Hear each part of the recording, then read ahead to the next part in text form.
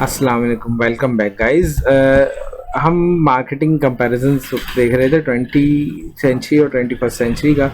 तो इनका big difference ये है कि इंटरनेट आ चुका था वजूद में, और इंटरनेट आने के बाद क्या हुआ, हमारी सेल्स बहुत ज़्यादा इंक्रीज़ होना शुरू हो गई। और जब आपकी सेल्स बहुत ज़्यादा इंक्रीज़ होती है तो आप ऑटोमेटिकली बहुत ज़्यादा नहीं फोकस्ड हो जाते हो। अच्छा, 20 सेंचुरी के अंदर मसला ये था कि उसको मास मीडिया मार्केटिंग कहा जाता था। रीज़न क्या था कि जब मैं टेलीविज़न पे या न्यूज़पेपर पे या रेडियो पे कोई इश्तिहार चलाता था तो वो मुझे ये नहीं पता मेरा इश्तिहार कितने लोगों ने सुना, देखा या पढ़ा। तो मैं काउंट करना मेरे लिए मुश्किल था, और उस हिसाब से मैं अपना वो कैलकुलेशन नहीं कर सकता था कि ये कितना मुझे जो है रेवेन्यू जनरेट कर रहा है। और मेरा एडवर्टाइजमेंट क्योंकि कॉस्टली भी बहुत पड़ता था, तो इसलिए पता इसका अंदाज़ा नहीं हो पाता था।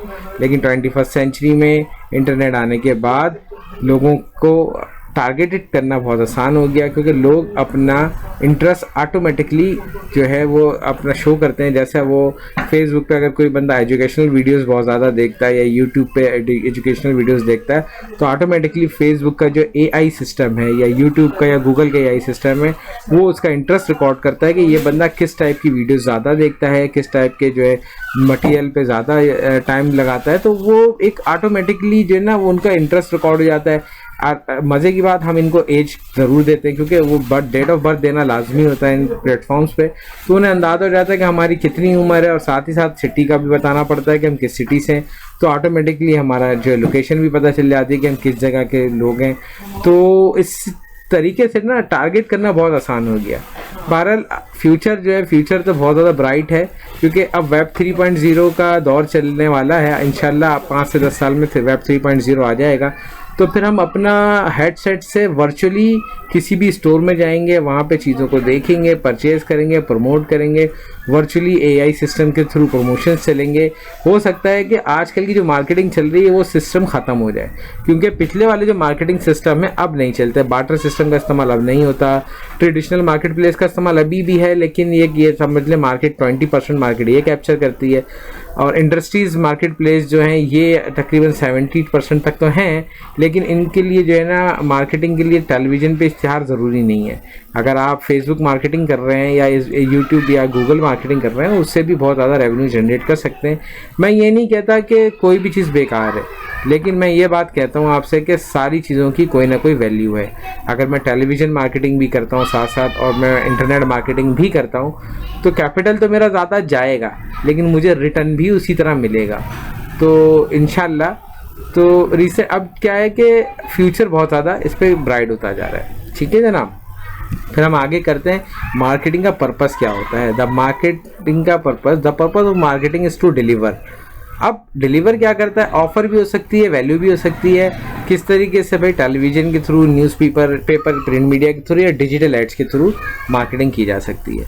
अच्छा, यहाँ पे मैं एक मार्केटिंग का बहुत ज़्यादा इंपॉर्टेंट फैक्टर बताऊँगा, ऑफर्स क्या होती हैं। What is the difference between offer and service. ठीक है, फॉर एग्जांपल अगर आप एक पानी की बोतल ख़रीदते हैं तो उसकी कॉस्ट 10 रुपये है, तो आप जो है 10 रुपये देते हो पानी के, लेकिन उसकी जो बोतल है उसके अंदर जो उसकी प्रिंटिंग स्ट्रिप लगी होगी, उसका जो सीलिंग प्रोसेस है, या जो उसका जो पैसे हैं वो एज अ ऑफ़र आपको फ्री दिए जाते हैं। तो बेसिकली अब अगर आप पानी ख़रीदते हैं तो ये सस्ता होना चाहिए। अगर मैं इस पैकेजिंग को हटा दूं तो मुझे पानी और सस्ता मिले, क्योंकि कंपनी ये सारी कैलकुलेशंस करके कॉस्ट इसमें ऐड करती है, और शो हमें ये करती है कि हमें ये फ्री में ऑफ़र कर रही है। तो when you buy a water on a certain way is called offer. ठीक है, वैल्यू क्या होती है जनाब।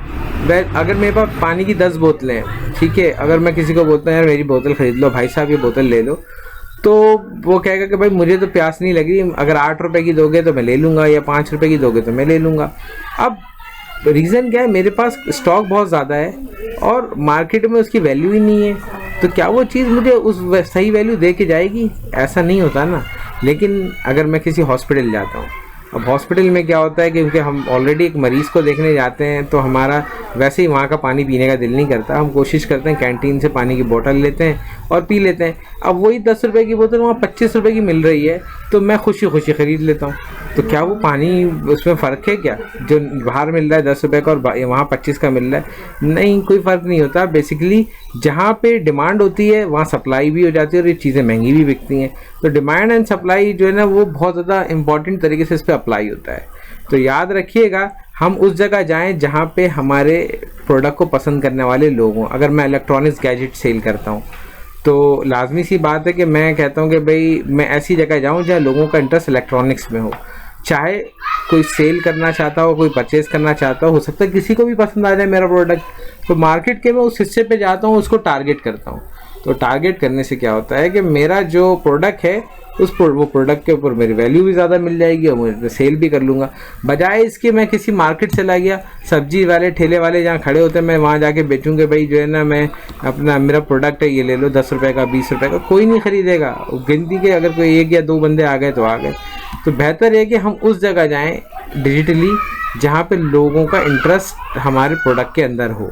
तो मार्केटिंग फ़नल के अंदर ये किस तरह से ड्रिल डाउन किया जाता है उसके बारे में हम मार्केटिंग फ़नल में डिस्कस करेंगे। ठीक है, अब हम आगे चलते हैं। मार्केटिंग क्यों करनी चाहिए? अगर एक कंपनी बहुत ज़्यादा वेल नोन है, वेल नोन कंपनीज क्या करती हैं, वो कहती हैं कि हमारी गुडविल इतनी अच्छी है कि हमें मार्केटिंग की ज़रूरत नहीं। तो क्या ये बात सही है? ऐसा नहीं है। देखें, मार्केटिंग आज ये अगर कंपनी टॉप पर है तो कल ये कंपनी डाउन भी हो सकती है, क्योंकि हर कंपनी के कॉम्पिटिटर्स होते हैं। अगर कोई अकेला किंग है, जंगल का अकेला बादशाह है तो ठीक है, लेकिन अगर कोई जो है कंपटीटर्स के साथ चल रहा है तो कंपटीटर्स भी तो अपना कोई ना कोई काम कर रहे होंगे ना। वो भी डिफरेंट ऑफर्स दे रहे होंगे, डिफरेंट सर्विसेज दे रहे होंगे कि भाई जो है आप अगर 10 पेन लेंगे $, के तो 2 पेन $, के आपको फ्री मिलेंगे। तो अगर ये ऑफ़र मैं देना शुरू कर दूं, यूजुअली 1 या 2 रुपये का मार्जिन होता है एक पीस पे, और एक बंदे को आप 2 पेन एक्स्ट्रा दे रहे हो तो 20 रुपये का मार्जिन आपने दे दिया, प्लस 2 रुपये के मार्जिन अलग मिल रहे हैं, तो उसको तकरीबन 40 रुपीज़ मिल गया एक डब्बे पे। तो आप ये सोचें कि मार्केटिंग बहुत ज़रूरी है। इसका रीज़न क्या है कि if you have a company thought that the increasing sale you will marketing later, यानी आप अगर कंपनी कहती मैं तो भाई मेरा प्रोडक्ट पहले बिकेगा फिर देखता हूँ कि मार्केटिंग करूँ नहीं करूँ, तो ऐसी ज़रूरत नहीं है। हम जो है ना ऑडियंस को फॉलो करें। अगर मेरा बिज़नेस अच्छा चल रहा है, मुझे बिज़नेस को मज़ीद ग्रो करना है, तो मैं उस ऐसी जगह पे जाऊँ जहाँ पे मेरे प्रोडक्ट की डिमांड हो, जहाँ मेरे प्रोडक्ट को पसंद करने वाले लोग हों, तो मैं वहाँ पे काम कर सकता हूँ। If you want to grow your business you need to marketing your product. यहाँ पे बात ख़त्म हो गई कि आपको मार्केटिंग करना ही करना है, because if you don't go do marketing then your appearance in market is limited.